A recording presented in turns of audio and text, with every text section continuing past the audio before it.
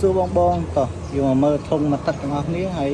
អីវ៉ាន់នេះគឺអីវ៉ាន់មកទឹកទេអញ្ចឹងបងបងត្រូវការអាចតាក់ទងបានហើយប្រភេទអំភ្លីយើងតើអំភ្លីវ៉ូលីម3 500 TT ជាមួយនឹងពណ៌ JBL 2បាក់ធុងអីវ៉ាន់នេះគឺបញ្ជាក់តិចគឺអីវ៉ាន់មកទឹកហើយបងបងត្រូវការអីអាចតាក់ទងបានមានមួយគ្រាប់អញ្ចឹងឥឡូវយើងមកតេស្តសលេងទាំងអស់គ្នា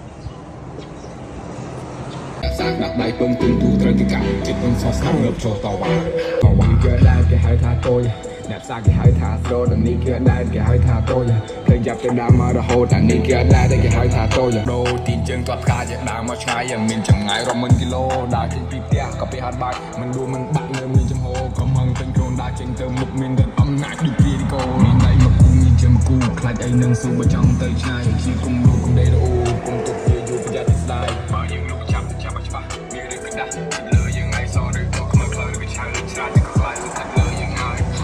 ដៃជើងប្រឡាក់ខ្លួនសុទ្ធតែសាក់អត់មានឋានៈតែមានអ្នកណាខ្ញុំដើរតែឯងខ្ញុំដួលតែឯងសក់អត់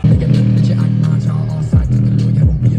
ពួននេះវាធំឡើងនឹងក្តីគ្មានភាសាគេមិនលៃឲ្យសល់តែវិញ្ញាណពួកនេះណាទៅមិនតាមពីចោលទៅមកបាត់ទៅមកបល់ឲ្យស្គាល់ឲ្យតែគៀកមកពីដំណើរចង់មកចូលដោយបិសាចពណ៌ព្រោះពណ៌